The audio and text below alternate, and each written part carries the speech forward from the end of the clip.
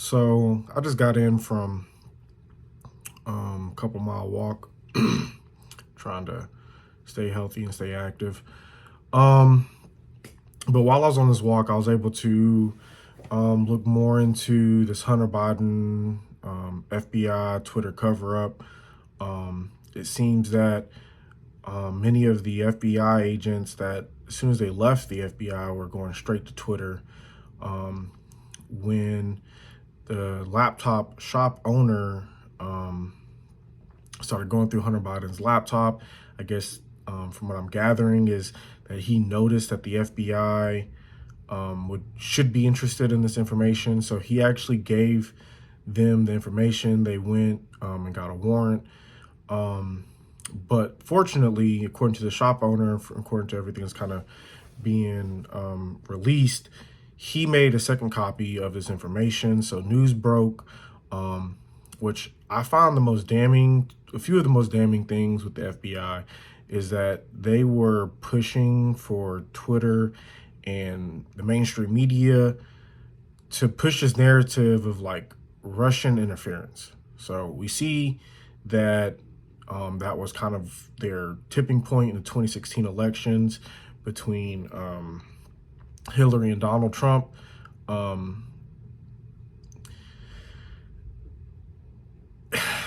so with this new information, we see that again, the FBI has this long history of corruption. Whether you're talking about J. Edgar Hoover, him and his team kind of saying that back in the day that the mafia didn't exist, and then going back being, I guess, extorted, or I don't want to use the wrong words, but maybe blackmailed, or maybe there was some kind of information on J. Edgar Hoover. But we also see that he was secretly a homosexual, which in modern days is not a problem, but back then it was, a huge thing. We see that they had involvement in the Marcus Garvey.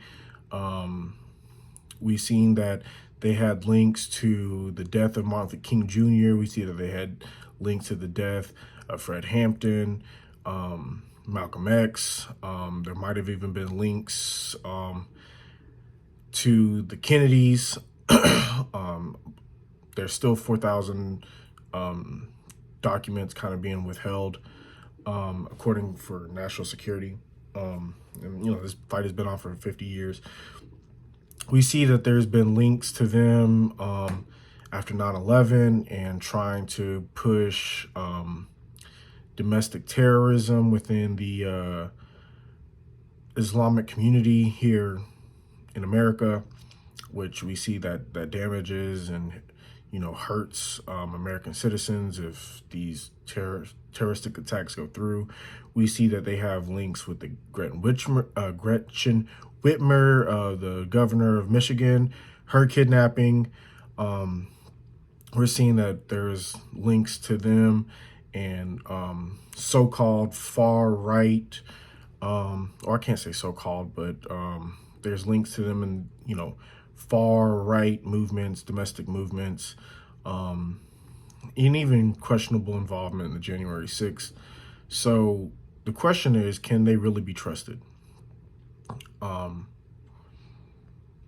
I challenge any citizen who feels like their constitutional rights have been violated to go to their local FBI and see what happens. 8 out of 10 times, they're just going to ignore your grievances. And this is coming from like personal experience.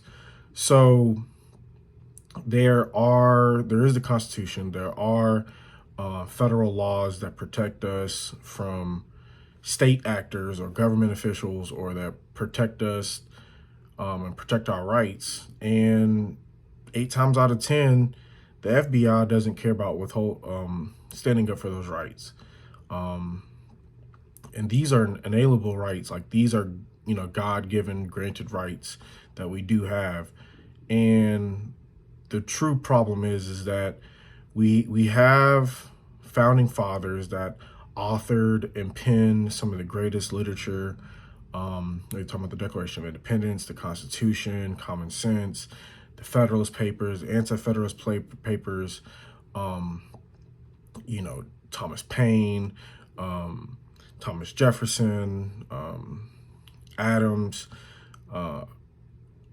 John Jay, the list goes on. Many of these founding fathers understood that we were going to create a system and that rights before then had been trampled upon by the English monarch, by the kings of England. And so they devised a system for citizens to have protection from this government. And we see like that, like, how does the FBI create, or I'm not gonna say create, but they bring people in to conspire to commit terrorism on our soil. And when it does happen, like, it's too late. People are already endangered or injured. Or we see that when there's true grievances, like, okay, we have Hunter Biden out here, partnering up with, different countries, taking bribes and payoffs for his dad, maybe not, I'm pretty sure it's probably for his dad, because this dude's also getting paid, for these lame ass fucking paintings. But we have a federal government that literally locks up criminals, but at the same time, they are criminals. So how do we weigh the plus and negatives? Now is like there's this new movement of abolishing the FBI.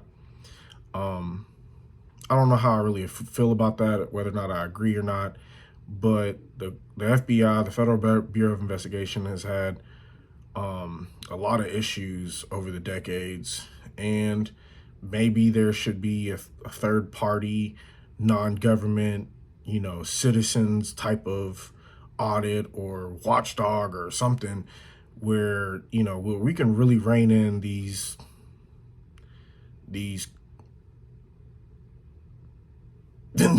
government bureaucracies, because it's getting out of hand. We're talking about Edward Snowden, or whatever, Chelsea Manning or whatever. Like, it is getting to that point. So tell me what your thoughts are. Should we abolish them? Should we have like some kind of regulatory third party regulatory system, or is it just we should just let them stay and continue to violate and potentially harm and jeopardize American citizens? It's crazy.